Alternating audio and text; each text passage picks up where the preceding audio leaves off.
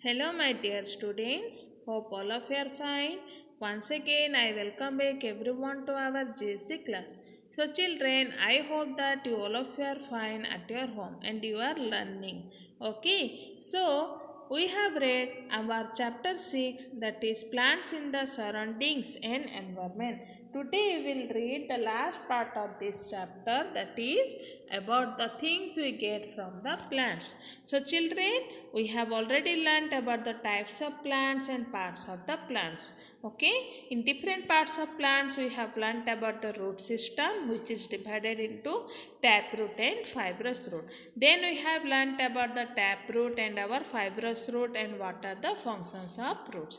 I hope that you all of you have understood it. Okay children, then about the shoot system we have learned. Shoot system consists of stem, branches, leaves, buds, flowers and fruits. Okay, and about the stem, leaves we have learnt in our last class. So children, these are some functions of stem. We have already learnt it. Then about the leaves we learned. Leaves are called the food factories of the plants because they are preparing food for the plant from the carbon dioxide and water in the presence of sunlight and chlorophyll. Okay children, this process is known as our photosynthesis. So we have learned different parts of leaf also, and I have shown you a diagram where we can see different parts of the leaf. The diagram is also there in your book. It is bit different diagram, but the parts there also it is showing. Okay. Then children, we have learned what are the functions of leaf. The main function of leaf is children photosynthesis, means in this process the green plant produces food for the plant. Okay, in the presence of sunlight. Then we have learnt about the stomata and transpiration process where gases can exchange among themselves. So children, in the photosynthesis I have taught you by showing an equation. What is that? That is our carbon dioxide plus water in presence of sunlight or chlorophyll. We are getting glucose, oxygen and water. So children, if we plant more amount of trees, then we will get enough oxygen.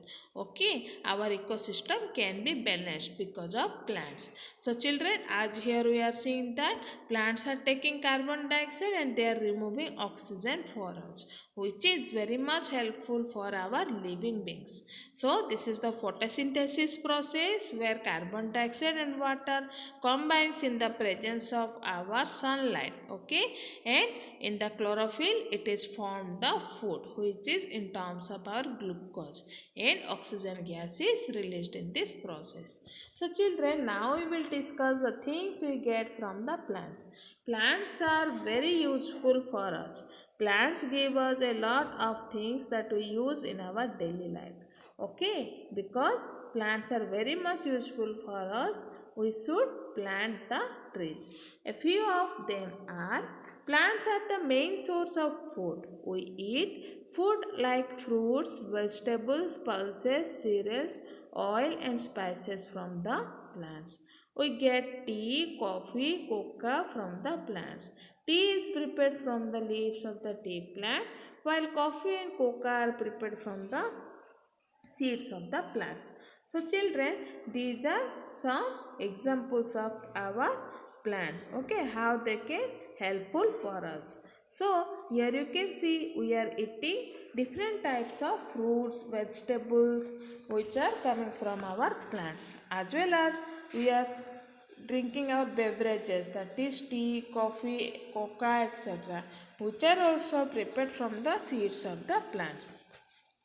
Then children, sugarcane juice from sugarcane plants is used to prepare sugar. So you should understand it that our sugar is generated from the sugarcane plants. Okay. Many plants like basil means tulsi. Indian gooseberries means amla, neem, mint, aloe vera, etc. give us medicines. Okay, you all of you know it. These are called medicinal plants because they are giving us the medicine. Tulsi leaves are used to cure cough and cold, isn't it? When you are suffering from cough and cold, at that time we can use our tulsi leaves. Neem is also very useful in treating skin infections. So children, here you can see how much plants are helpful for medicinal purpose.